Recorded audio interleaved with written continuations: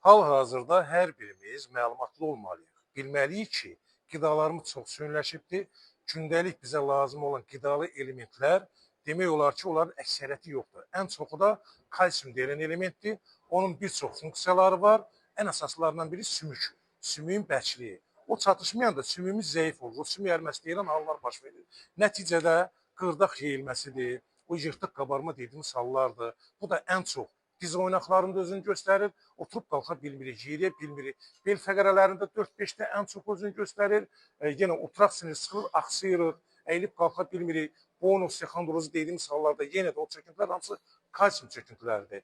Orqan beynindən çıxan sinirlər çıxılır və əl qolumuz uyuşur, keyir, qaldıra bilmir, küləklərimiz ağrıyır. Və bu vəziyyətdən çıxmaq üçün çoxlarımız müraciət edir həkimlərə, uzun illər müalicə alırıq, o qədər effekt görə bilmirik. Bunun üçün mən sizə tam təbii, çox gözəl effekti olan məhsullar var. Dünya miqyasında tanınan məhsullardır. Birinə xitozan deyirlər, qığırdağı təmizləyir, bərpa edir. Digəri kalsiumlu çöküntülərin qarşısını alır və digəri isə kardiseps deyirlər ona.